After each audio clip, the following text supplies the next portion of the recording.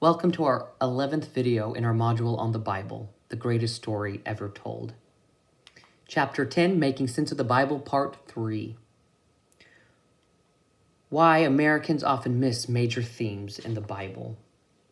The Jewish population in America is an obvious minority, but the Bible was written by Jewish people who belonged to a Jewish minority living under the oppression of a succession of massive military superpowers who had conquered them. They lived under the Egyptians, the Persians, the Babylonians, the Syrians, the Greeks, and the Romans. And this theme continues long after the close of the New Testament too. They experienced defeat again and again. They were a very small and insignificant tribe in this time and place. Can't you begin to see why the crowds wanted to make Jesus into a king who will liberate them? For hundreds and hundreds of years, they've been conquered. They want it all to end. They want freedom. They're tired of being oppressed. They write with such hatred towards those who abuse their power and take advantage of people weaker than they are. This is a major theme in the Bible. What will you do with your power and wealth and might and armies? What kind of world will you create with it? Will you use it to manipulate and overpower others to build your empire even bigger? Or will you use it to help the widow, the orphan, and the refugee among you? When the Queen of Sheba comes to visit King Solomon, she tours his gardens and palaces and sees his servants and food and wealth. She then tells him she knows why he's been so blessed. She essentially says, God has given you all this to take care of everybody on the underside. Does Solomon do this? No. He builds an expensive temple to God using slave labor. He establishes military bases. He becomes an arms dealer. He uses his wealth and power to dominate others and expand his kingdom at the expense of the poor and needy in his midst. He becomes the new Pharaoh. When Solomon dies, a succession of kings follow him, and they slowly bring about the unraveling of the kingdom. When you cannot hear the cry, when you stop caring for the widow, the orphan, and the refugee among you, it always leads to the diminishing of your empire. History is usually told and documented by the strong, who, with great flourish, tell you about all of those they conquered and all the brave acts they did. But the Bible is very, very different from our history books. The Bible writers relentlessly critique those kind of historic accounts. Empires always need propaganda to keep expanding. They need a story to justify their endless hunger for more soldiers, more victory, more wealth, and more power. Under all the propaganda is a myth that justifies the bombs and drones and violence. But the Bible condemns this again and again.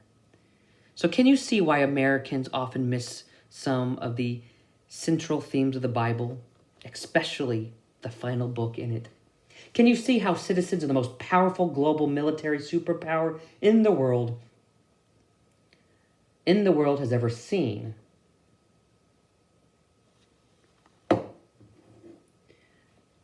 might miss some of the themes of a library of books written by people under the rule and domination of the military superpowers of their day? In the Psalms it is written, some trust in chariots, but we trust in the name of our Lord and God. Lord our God. The chariot was the tank or fighter jet of the ancient world. The people of the Bible did not have as many chariots or guns. They had to look beyond their own strength, beyond strength of their oppressor for hope and consolation. There must be a larger force at work in the universe, forces on our side for the underdogs. Freedoms, rights, the pursuit, the chance to pursue your dreams, that's great. We're all grateful for that. We should be. But America isn't just a nation, it is also a system. a system shaped by capitalism and democracy and corporations and convictions and a particular spirit that from the birth of America has been whispering in her ear, more, more, more, more, more, more, more. More land, more expansion, more wealth, more power, more influence, more customers, more square footage, more product for less money, more up and to the right. More is better. Well, sometimes more is bad, destructive and wrong, and can be downright evil. The Bible is a critique to all this more. It is a fearless, pointed, courageous, subversive, poetic, sometimes sarcastic, angry, heartfelt critique of people and nations and systems and empires, endlessly accumulating more at the expense of everybody they're stepping on along the way. The power of the Bible for people like us, living in times like these, is that it shows us what it looks like to resist what needs to be resisted and critique what needs to be critiqued, while holding on to the convictions that there is a sacred history at the heart of being human. Without convictions, we become cynical, jaded, and weary. We just want to give up. Let the world end. It's the only way to stop our warring madness. Look at all the injustice and hypocrisy and abuse and exploitation. See how our system is rigged. I'm checking out. I have lost faith and humanity. And yet we have this library of books written thousands of years ago. It is unrelenting in its insistence that it matters how we respond to the world we find ourselves in. It reminds us that it matters what we do, what we believe, how we think about our lives and the world around us, and how we treat each other. So how do you stand up against injustices and not lose hope? How do you live with less worry and more joy? How do you forgive someone who has wronged you? What do you do when the people in power do not have any integrity or moral compass? When do you take action, and when do you trust that it's all going to work out? We're not alone in these questions. That's the main theme of the Bible. These questions have been asked by trillions of people before us and for thousands of years. Page after page after page, the Bible never stops insisting that this struggle which we call life isn't hopeless. It is divine. Why is Leviticus in the Bible? Leviticus begins with a long list of instructions on how to offer 5 different sacrifices: the burned or burnt offering, the grain offering or the meal offering, the peace offering, sin offering, and the guilt or trespass offering. Then there's verse after verse of instructions on what to do with the fat of the animal you're offering, and the loins and the long lobe of the liver and the blood. Yes, lots and lots of blood and guts and gore. The book begins with the Lord telling Moses to say to the people, when anyone among you brings an offering,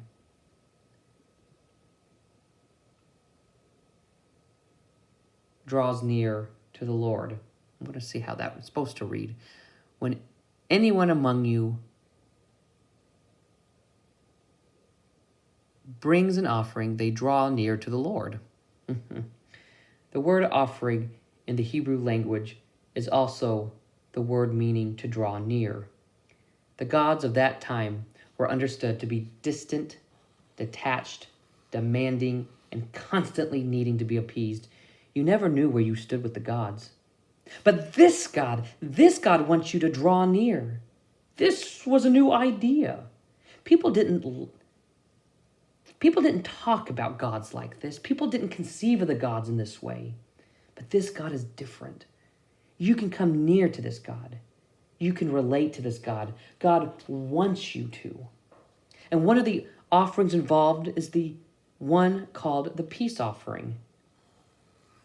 It doesn't mean the offering you give. It doesn't mean the offering you give is to make peace. It's the offering you give because you have peace with God. This peace offering is not throwaway meat to be offered and made to lay on the altar for God to consume. It was to be eaten by the people that very day. So when you come near to this God, you have a meal celebrating the peace that you have with this God. And this way you know where you stand with this God. If you suddenly realize that you did something wrong several days ago, how do you make things right again? Well, there's an offering for that. What if you did something unintentional that ended up harming someone, but you only just now found out about it? There's an offering for that. What if you had deep anxiety about something you felt guilty about? There was an offering for that too. People believed that the gods could smite you at any moment for an improper gesture or a sacrifice offered carelessly. That's how they saw the gods. One screw up and you're done for. To give all these details about the offerings would have had a significant calming effect on them, reassuring you that you're doing it correctly and not bringing unnecessary judgment on yourself. The details were not for a picky God. It was to relieve the people of their own worry. At the heart of Leviticus is the insistence that human action matters. What we do and say can be holy. We can have an impact on the world with our words and actions. During this ancient time, human life was very fragile and fleeting. People were often victims of great violence. People died from so many dangerous elements in the world and diseases which they had no way to cure or diagnose. It was all too easy just to live in the here and now. To insist on the dignity and holiness of human actions was actually a revolutionary idea. It's hard to read through the book without dozing off, though. It's not exactly meant to be read from end to end. Like a car manual, you're not really expected to read it cover to cover, just to refer to what you need at the moment. Culture was primarily oral at this point. Very few things were written down. The repetition in Leviticus made it easier to memorize and then hand down to the next generation. It took the greatest memories to memorize all those details. So why was the whole sacrificial system even important to them? Why not just scrap the whole thing? How do you change things? How does our understanding change and evolve? How do you change an entire way of conceiving things that people had held on to for so long as they could remember? Do you just announce one day that this is the last offering that needs to be made and tomorrow we're done with it all? Do you proclaim that one era is over and another has begun? The sacrificial system was typical of most of the religions of that time and place. Everyone was doing it. And that way, it was a product of the cultures. It is in the details and purposes that makes the Israelite way of doing sacrifices unique. It was revolutionary. Unfortunately, new ideas can only come gradually, and changes for an entire culture come step by step. And Leviticus is a step. It was a revolutionary step forward in human consciousness at the time, inviting people to consider a whole new conception of the divine. Even Paul says the law, which includes Leviticus, was a tutor. A tutor meets you where you are at and helps guide you to the next place. The tutor is necessary for a reason, but then you evolve and you grow and you adapt and you gain maturity, only to discover that you no longer need what you once needed. You have switched out milk and baby formula for solid food, and maybe now you're ready to be a tutor. We all read Leviticus because 1, it remains in the Bible, and 2, it gives context to the whole yes law, no law debate of the early church, and 3, it still speaks to us through its radical, though time-bound ideas. To try to obey all of them equally would make for a very life-draining lifestyle. Jesus says it all boils down to love. Just remember that. So what about all that wrath? All that wrath in the Bible. We seem to know quite well how violent the Muslim Quran is, but we often fail to realize that our Bible also has some very violent stories in it too. We can explain away some of the violence as coming from the hands of broken and prideful humankind, but not all of it comes from human beings, though. It sometimes comes from the very hand of God, what we call the wrath of God. There are several ways we can explain the wrath of God as found in both the Old and New Testaments, but especially the Old. Each explanation is incomplete on its own and produces its own problematic results, but let us look at justifications to the wrath in the Bible. The wrath is justified because it was on behalf of a small, insignificant, fairly powerless group of wandering Israelites. When entire tribes are destroyed for the sake of God's people, it was God sticking up for the underdog, the lowly, overlooked, and underprivileged folks of the world. The second explanation is the wrath was necessary only back then as a way to set up important themes that would continue throughout the rest of human history. Wrath was needed to get this stubborn family of Abraham to become the Israelites, to make way for the Jews and then eventually the Christians. The third explanation, the wrath of God is always the Bible's way of helping us understand that God will not remain silent while humans destroy each other. If evilness and injustice and bigotry and prejudice are going to be eliminated from the face of this earth, nothing short of a wrathful response from the Creator is necessary.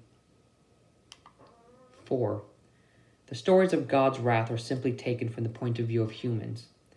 Thus, it is how the people understood what was happening. In their limited way to explain miraculous events, they placed wrath in the hands of God. How easy it is for us to watch a town get destroyed by a tornado and conclude that all that angry destruction was the wrath of God. Even insurance companies use the phrase act of God as a method to describe unexplainable damage, although act of nature would be more appropriate. We say it as a way to put into words our experience of something very powerful and horrific. Every child has seen the wrath of their parents. To the point of view of God, this wrath is really just tough love. Children rarely see it as tough love, but anger and hatred. This fourth explanation is preferred, for we have already seen how the books of the Bible showcase our human struggle to understand God, and even wrathful images of God can be seen as our failure to understand God correctly.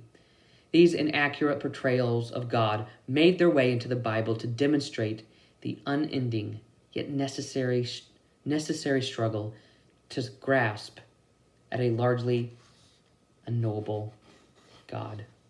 Fortunately for us, Jesus makes that unknowable God much more knowable. Let's consider Romans chapter 9, verse 22. Even though God desires to demonstrate his anger and to reveal his power, he has shown tremendous restraint toward those vessels of wrath that are doomed to be cracked and shattered. What a strange passage. 2 chapters later, Romans 11 opens up with these words. Now I ask you, has God rejected his people? Absolutely not. Because often people read verses like 9 verse 22 and conclude, see, some people are objects of wrath and destined for the trash heap. They've rejected God and they're gonna burn. But if you keep reading, that's exactly the thing that Paul insists he isn't saying. Paul talks about God's people being fully included, with gifts and a calling of God that are irrevocable, and that God may have mercy on all, Jews and non-Jews. And yes, Paul even says, all Israel will be saved. Full inclusion? Irreversible? Mercy on all saved? These are actual words used in the 11th chapter of Romans. So when someone starts talking about wrath and hell and damnation and all that, it's important that they also talk about promises of inclusion and mercy.